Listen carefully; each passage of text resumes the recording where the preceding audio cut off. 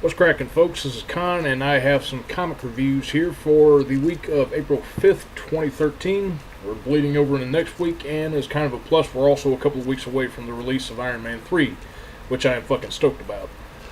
Got a few comics here to review.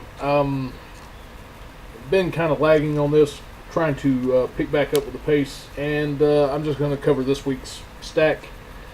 And hopefully some of this you will like, and some of this you may want to give a try to. As it stands, I was also intending to review Uncanny Avengers, since it was really the only book that I had in my pull list last week. I'm deciding to hold that off and just review the first story arc, along with the first volume of All New X-Men and Thor God of Thunder, to just kind of tackle the first story arcs of those as a whole. So, without further ado, let me get a swig of Sprite, and we'll kick off with this comic review. Let's start with DC and go into one of my main staples, Animal Man number 19, written by Jeff Lemire with art by Steve Pugh. Unfortunately, Snyder departed Swamp Thing with the last issue, but this creative team for this title is staying on, and I'm happy to see them with this. Now, this is a hero to everyone. And while I'm doing this, DC decided to have the fold-out covers, so let me expand upon what is going on in this entirely. The Funeral of Cliff Baker.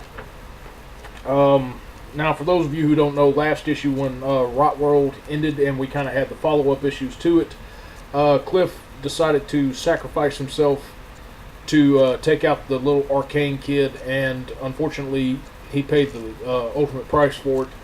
And this is the funeral of that, which is kind of getting overshadowed by the fact that the death of Damian from Batman Incorporated last month happened, and this is kind of being not paid attention to by a lot of people who don't read this book. Unfortunately, I haven't been able to get the last couple of issues of Bat Inc., but hopefully we'll catch up with those. But this still did a pretty good job of relaying loss in this issue. It is kind of a downer in a lot of ways. Also kind of spans off on a new direction of what's going to happen for Buddy. Part of this issue is Buddy getting dressed up, checking himself, making sure he's looking nice, and it's also dropping in on Ellen and Maxine. Buddy's staying in a hotel room. Him and his wife are just not on speaking terms right now, and given what's happened, it's a bad thing, but it's kind of understandable why it's happened. And this loss is just really hitting everybody.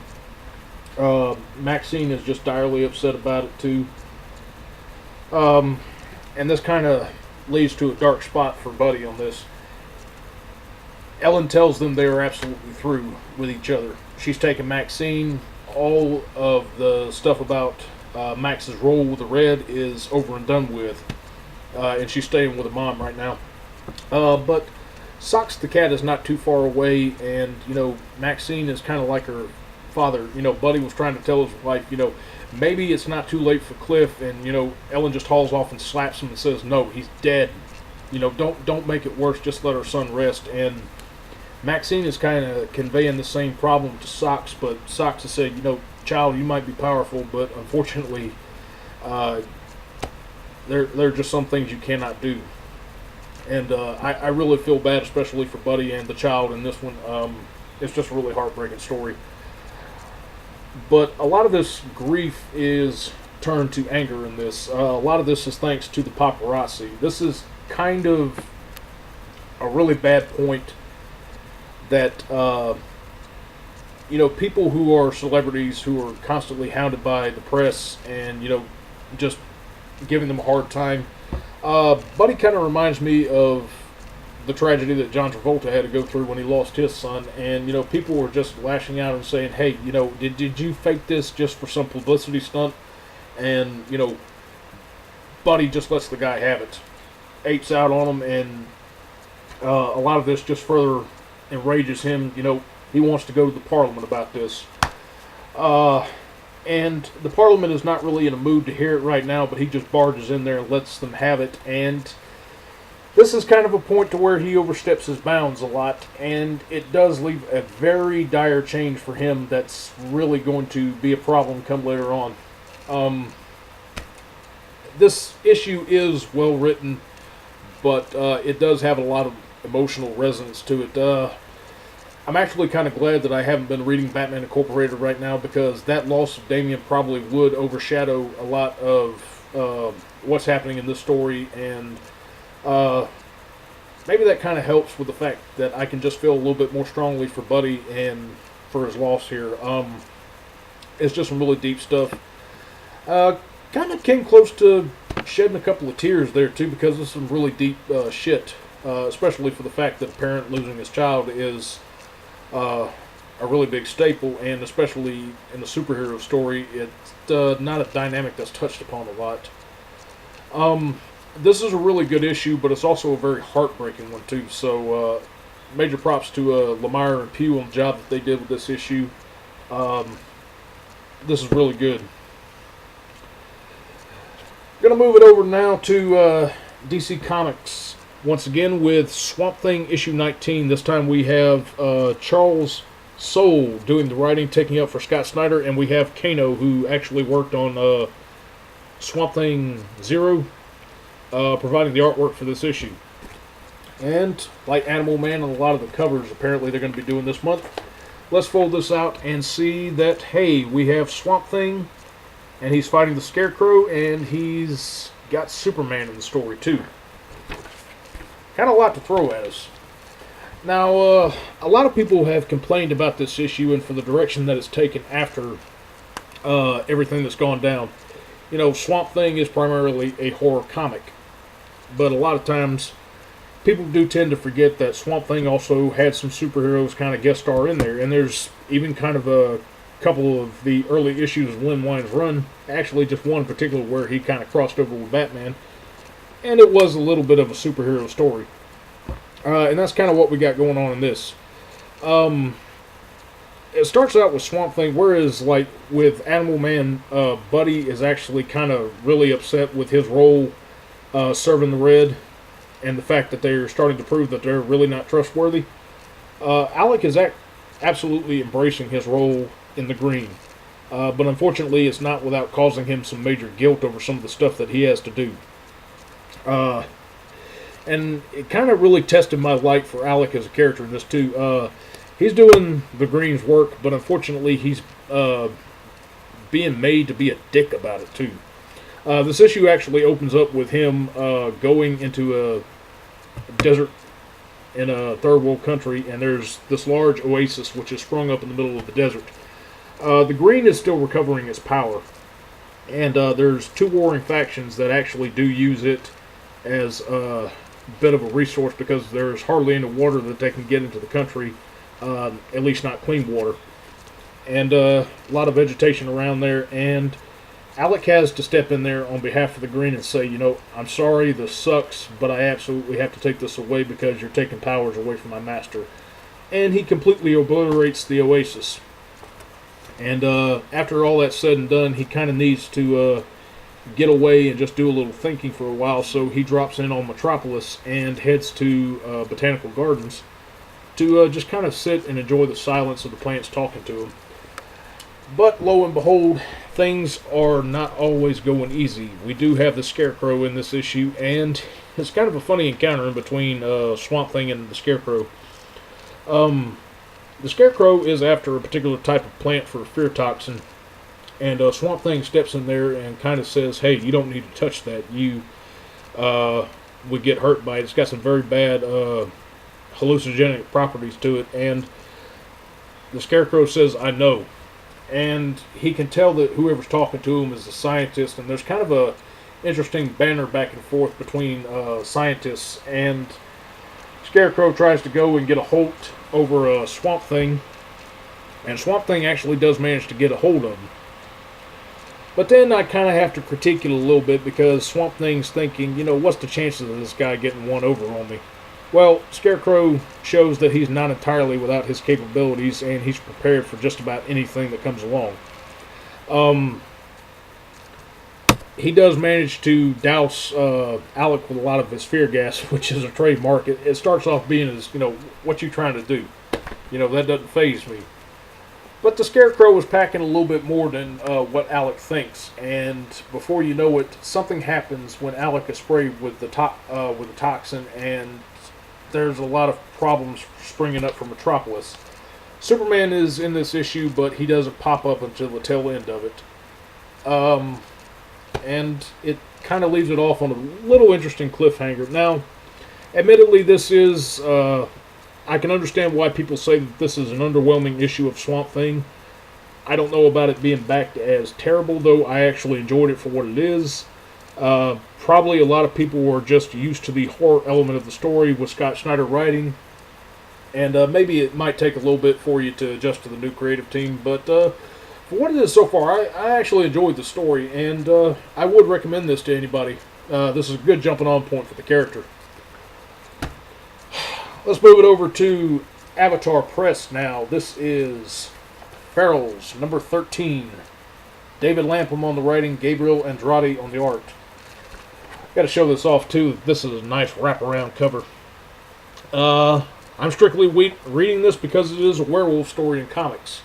As it stands, if you're a werewolf fan out there who is not getting what you feel is a good dose of werewolves getting their due, try this out. Now, there's not really much in the first dozen issues of character development, but there is a lot of gore and some debauchery here and there. But this one actually does make me feel for Dale a little bit in his predicament. He finally reveals that he is a double agent to both the FBI and the werewolf clan, which he is hooked up with. Adolf, who is the guy headed over the werewolf clan who wants to keep to the old ways, is got a situation on his hands that's getting out of control, and he needs to find Dale and get him back in there to get things in control. The FBI is on the case, and they definitely know that what's going on. At the same time, there's a scientist that's introduced who actually wants to use the werewolves for a little bit of a government weapon experiment. Rickard, who is the lone wolf who is trying to rig up the ferals who are actually getting ready to attack folks out in the open, is making his move, and Dale is following his trail trying to find out where this guy is going. And at the same time, he's starting to lose himself, and he's still reeling from the loss of his love interest in the story from last issue. He lost her, he lost his unborn child, and he's just direly out for revenge in the story. Gabriel Andrade has done really good about picking up the pace in this issue, and things are definitely getting ready to gear towards a head. This is a really good story. Certainly probably been about the best issue of this series that I've read thus far. Again, if you're looking for a werewolf story, you're tired of, all the fucking zombie stories, all the vampire stories that are out there, you want to see the Wolfman get his due, come here, check this out. I guarantee you won't be disappointed by it. Now, moving on to Marvel. We've got 3 books here, and one of them has been a much anticipated book by a lot of people. This is Thanos Rising, number 1 of 6, written by Jason Aaron with Simone Bianchi on the artwork. Sound like a good team. We're fleshing out the younger years of Thanos' childhood, leading up to the rise of him becoming the Mad Tyrant. Now, I'm going to be honest, I had a lot of expectations on this book. I'm not the biggest Thanos fan, but since its popularity has risen, I was genuinely interested in this series, and I read over this a couple of times. The first time that I read over this issue, I got really nitpicky, and I'm going to explain why. This book decides to focus in on Thanos' younger years, shows him as a baby, and shows him going through his school years as a very awkward adolescent. The problem starts out with the fact that when he's born, a lot of his race is not the way that Thanos looks. He looks the way he does, and his mother actually tries to take a knife and destroy him. And this kind of causes a little bit of a problem for him on down the road, especially when he is actually shown in school trying to do a science experiment, and he can't bring himself to cut open a strange creature for science class. The biggest thing that set me off about this was that I strongly got a feel of the episodes 1 through 3 of Star Wars in this. And reading through this the second time, I kind of got to like it despite these faults, but I'm going to explain why.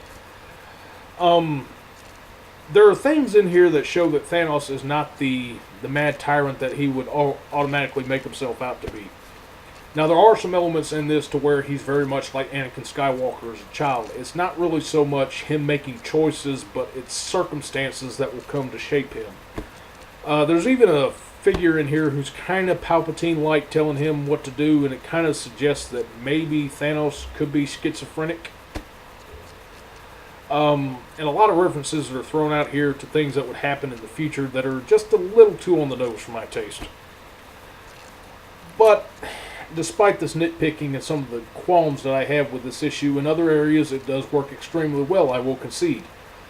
This is an issue which kind of breaks an old trope of Thanos, who was playing by himself in the schoolyard, and decides to flip the script a little bit, and instead of the kids, we're going to pick on this kid, and just because he's bullied, he's the reason why he's going to become this super powerful villain. No. Instead, the kids see he's different. They ask, why are you different? Thanos just sits there and says, I don't know, I just am. And they accept him, they befriend him. But then there's something that kind of happens in this issue, which it's kind of revealed that it may or may not be Thanos' fault. And it causes a lot of people to look at him in a different way, and it's kind of a catalyst which is, at least for his younger years, going to set him down on the eventual path of evil. Not going to spoil too much else about this issue, because despite some of the qualms that I have with it, this is a really good issue. Jason Aaron has done right, at least in taking the direction of looking into the past of Thanos, kind of like he's doing with Thor: God of Thunder. And in a lot of ways, it really does work. Despite my qualms with this issue, I will concede there are some really good areas in this. And I will be checking out the second issue, and hopefully things will kind of pick up from here. Just in my opinion, it didn't kind of strike me as best the first time or two that I read it, but there are some things in here that do kind of win you over, and at least will make me curious as to see how the rest of the series will go. So I'm going to continue with this and say, yeah, do give it a try. Just don't take my opinion, even though I kind of have some problems with it. You still might derive some enjoyment from it. Next up, let's go over to Brian Michael Bendis and Stuart Eminem. The bang-up job for the last couple of months on All New X-Men number 10. Wow. A couple of months in and we're already at issue 10, but God, I just cannot get enough of this book. The issues have been straight out killing it, and this one is no sloucher. Although, in terms of a lot of what's going on, we're taking kind of a slow point to this, and mostly this is just a lot of dialogue. There is some action that does happen in here, but it is dominated a little bit more by character stuff and some other things. Last issue we left off with the fact that present Scott Summers, or as the Goblin likes to call him, Dick Summers, shows up with the Uncanny X-Men at the school, and they're looking to recruit followers into their fold. Now, Wolverine is not happy about this, and there's a lot of exchange going on back and forth. Now, a lot of people who are Cyclops fans are not happy by the fact, and especially kind of not warmed up to his Racer X costume, but a lot of people are not happy by the fact that he is being made out to be a villain in this. And I actually find that, despite the way that they were portraying him at the start, there's not really true to label him a villain in this story. Wolverine, though I do have some problems with him and hypocrisy, he does have a valid point of wanting to try and approach humankind on peaceful grounds. But Interestingly enough, Scott also brings up some really good points about why they should be ready for the threats which are coming to them.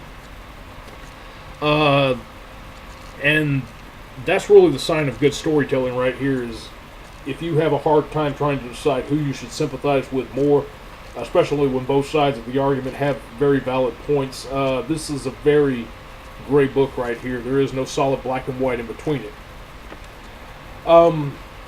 But it's also revealed that this is becoming a bit of a three-sided battle too. Now, despite what's going on here, this is kind of the opening page in the book. Last issue, also what happened too is that Mystique and Sabretooth showed up at the raft, and they helped one of the mutants escape. And this mutant actually winds up being Lady Mastermind. The fact is that she can create some really out there illusions, and it's really going and putting a bad name on these X-Men, especially the ones from the past. I really love what she did last issue too, when they kind of knotted in the Marvel Zombies as an illusion, which was really cool. But we kind of have a big built-up three-way battle which is going on. Now, all three sides have not met yet, but I think it is coming to that eventually. This is mostly some character stuff, and they're trying to figure out what to do. Cyclops' invitation is thrown out there. And unsurprisingly, we do have some of Emma Frost's buddies who are at the school. The Stepford Cuckoos who step up and accept the offer. And then we get kind of a cliffhanger at the ending where somebody says, "Don't you go just yet, I'm going with you." But we don't know who it is. Nice one, Marvel. Nice job, Bendis. This is really good. Bendis' dialogue in this book is great. Stuart Eminem's artwork is outstanding. With the minor exception that I have here, and it's also something that I would complain about from the last couple of issues of Wolverine and the X-Men that I read. Ever since that Beast has been cured of this little problem that was plaguing him from the start, I do not like the way that he's drawn in this issue. Because apparently he had like the Blue Lion motif going on. Now somebody decided to shave him off, and let's see if I can't find a picture of him right here. Like right here. I guess they're trying to go back to the old school Beast look, but from other panels in here, he looks like a blue version of the fucking Miles Warren Jackal to me. That's really the biggest complaint that I've got about, is the way that Beast has been shown in this book now. Other than that, this is a pretty stellar issue, and actually what I like too is that there's this banter back and forth in between Cyclops and Beast. And we come to find out that it's not just Psyche and Wolverine who are having some moral dilemmas, but Psyche actually calls out Beast on some bullshit too, and the reasons why he brought the kids back, which is kind of addressed in this issue and is going to be built upon further, I'm sure, in the issues to come. But best damn X title out of Marvel right now. Bendis and Eminem just knocking it out of the park, and I fucking love this series. I go ahead and call this pick of the week. Now, let us wrap this up. Journey over into the Ultimate Comics line. This is Ultimate Comics X-Men number 25. Brian Wood and Mahmoud Asrar doing the drawing in this issue. It's kind of a nice cover here. It's not as badass looking as issue 24's was with the X-rays, but this is still pretty cool. This is part 2 of Natural Resource, I think. So we've got the Mutant Utopia in this one. Kitty Pryde has come along, and she's stepped up and done a damn good job of stepping up as the leader of the Mutant Nation, and she's working with juggling all kinds of problems going into the leadership right now. She's working on the PR job with the Sentient Seed, working with Tony Stark to try and build up a kind of positive image for mutants, and at the same time she's really dealing with a lot of problems that a leader has to deal with. You got Mach 2 in this issue. If Kitty is Charles Xavier, the Mach 2 is going on as her Magneto. And they're kind of building up that there's a conflict that is eventually going to be exploding within the pages in between these two. But there's also a bit of a hint. There's some secret dealings going on the side in between Jimmy Hudson and Warpath, or not Warpath, but Proudstar. And